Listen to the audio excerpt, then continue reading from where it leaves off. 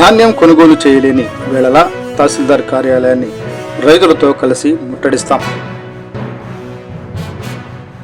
పండించిన పంటకు గన్ని బ్యాగులు కూడా అందించలేని ప్రభుత్వం రైతుల పట్ల ఉన్న చిత్తశుద్ధి ఇదేనా? జగ్గయ్యపేట నియోజకవర్గ వైఎస్ఆర్సీపీ ఇన్ఛార్జ్ తన్నీరు నాగేశ్వరరావు. ఎన్టీఆర్ జిల్లా జగ్గయ్యపేట నియోజకవర్గం జగ్గయ్యపేట మండలం బండిపాలెం గ్రామంలో స్థానిక రైతులతో కలిసి ధాన్య కల్లాలను పరిశీలించిన జగ్గయ్యపేట నియోజకవర్గ వైఎస్ఆర్సీపీ ఇన్ఛార్జ్ తన్నీరు నాగేశ్వరరావు మరియు నియోజకవర్గ రైతు విభాగ అధ్యక్షులు కనగాల రమేష్ రైతులను నట్టేట ముంచిన కూటమి ప్రభుత్వం రబీలో పండించిన ధాన్యానికి కనీస మద్దతు ధర కల్పించకపోవడం దారుణం. మాటలకే తప్ప చేతలలో కూటమి ప్రభుత్వ పనితీరు శూన్యం.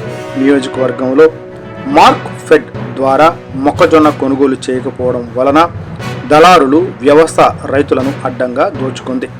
స్థానిక శాసనసభ్యులు అధికారులు స్పందించకపోతే రైతు ఉద్యమం చేస్తాం, కేసులకు భయపడం.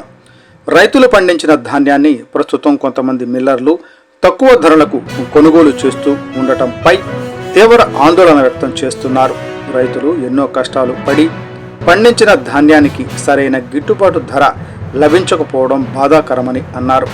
కూటమి ప్రభుత్వం వెంటనే స్పందించి ధాన్యం కొనుగోలు కేంద్రాలను ప్రారంభించి రైతుల నుంచి నేరుగా ధాన్యాన్ని కొనుగోలు చేయాలని ఆయన డిమాండ్ చేశారు.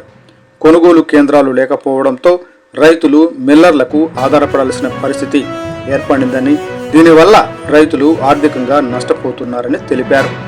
రైతులకు కనీసం మద్దతు ధర అందేలా చర్యలు తీసుకోవాలని, ధాన్యం తూకం, రవాణా, గని సంచులు, పట్టాలు విషయంలో ఎలాంటి ఇబ్బందులు లేకుండా అధికారులు పర్యవేక్షణ చేపట్టాలని కోరారు.